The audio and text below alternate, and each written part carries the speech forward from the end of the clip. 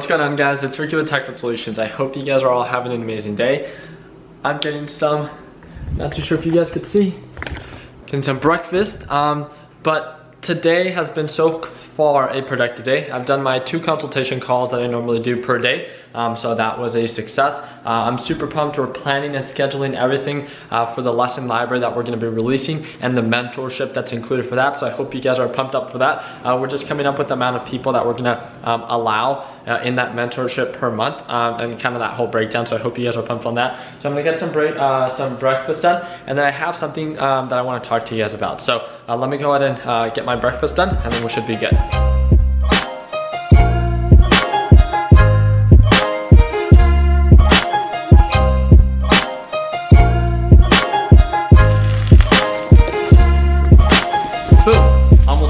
So, just gonna get that going. Gonna go pack up some lunch. I have a lot of work that I have to do today. We're gonna head on out, so I think I'm gonna take you guys on a car drive. Let's go.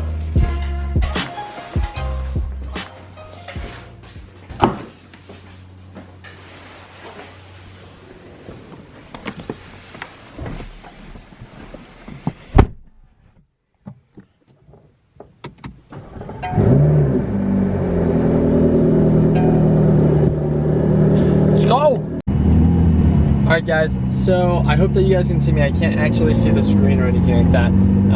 Let me see real quick. Yeah, it looks fine. So pretty much just wanted to keep you guys up to date. So if you guys didn't watch the video that I uploaded maybe 2 days ago, I sold my Z06 September 12th, if I'm not mistaken. And that was over 2 weeks ago. Today is September 30th, if I'm not mistaken again.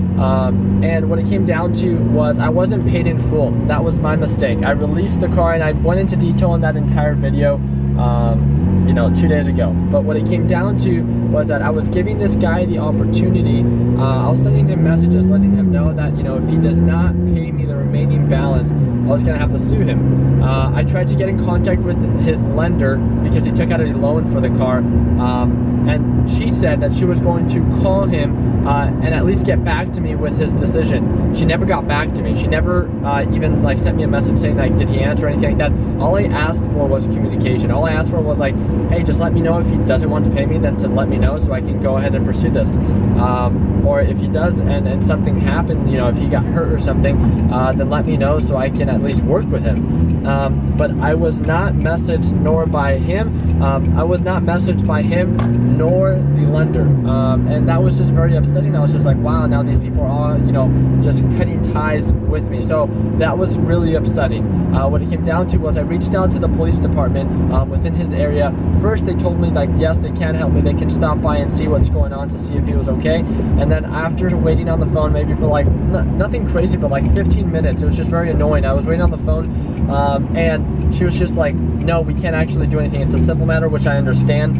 So I'm gonna have to take care of it. What it came down to was as of Monday, I'm going to be filing a claim, in a sense suing him and taking him to small claims court. So with the small claims court, if you guys aren't familiar, if it's less than $3,500, which, you know, this does fall under, again, we're just talking about a couple $1,000s that, you know, I'm gonna make sure that I get whatever it is that he owes me. And I have it all notarized. I have it all on paper. I have the paper trail of the messages saying that, you know, before the date that he said he was going to pay me, before he cut communication with me, that yes, he was going to pay me in the morning of, you know, that specific date. And then he cut all communications with me. He does not respond to my messages. I've tried calling him with a different number.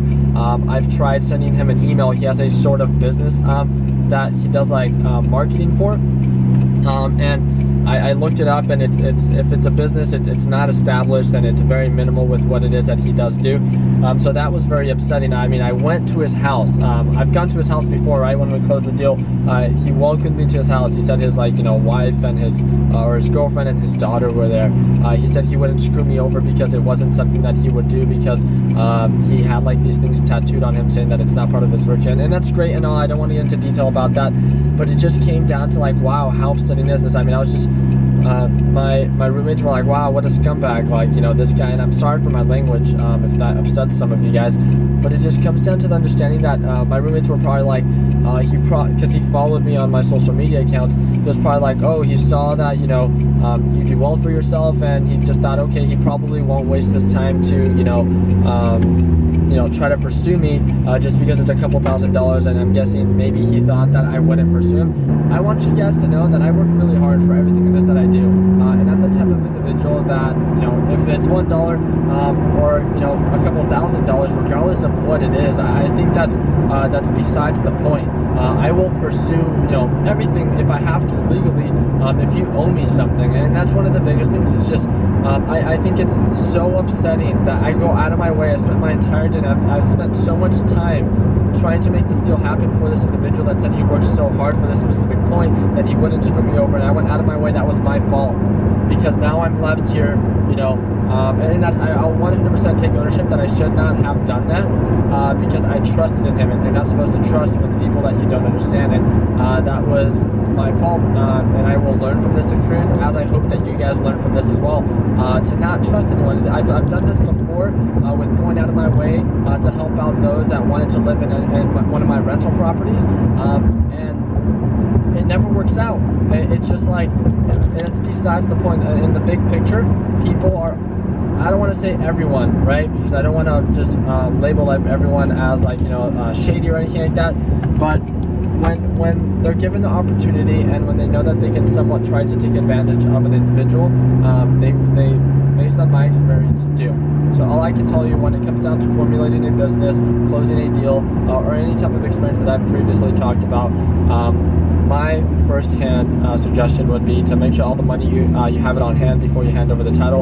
Unfortunately, I handed over the title to his lender because I thought it was much more safe that way. But on the back end, he did not pay me the remaining balance that he still owed me. So that was my fault. I learned from it, and I'm going to make sure that I pursue it and that I get it back. But I'm never going to do that again. It just comes down to learning from your mistakes and making sure that you overcome them. So I'll keep you guys up to date on this whole court process. I mean, I really don't want to waste time,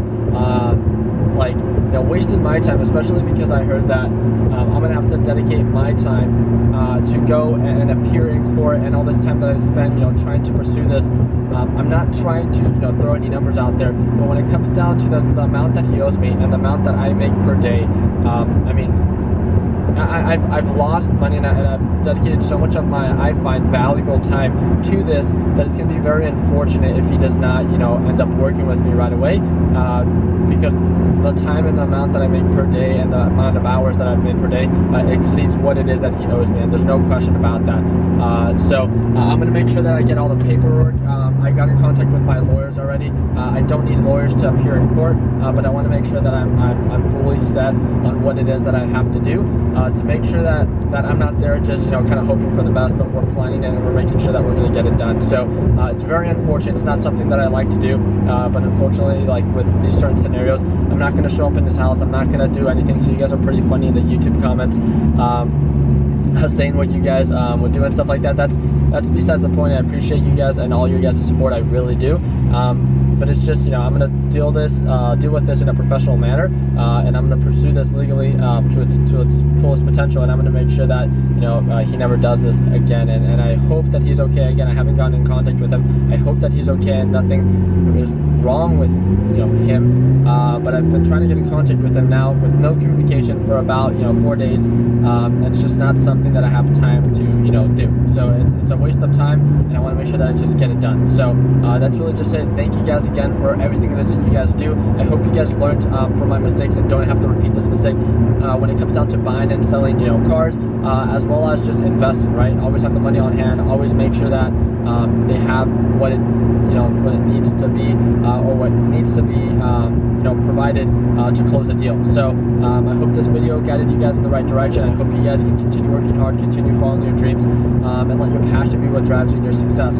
For all those that are interested, the lesson library is going to be released not this Monday, but the following Monday, and that's going to be the lesson library, which provides the full-on curriculum that I'm going to be developing or have developed, as well as a mentorship program. Right now, we're just again coming up with the amount of people that we're going to allow to be a part of this mentorship program, because I'm going to be helping people on a first-hand basis.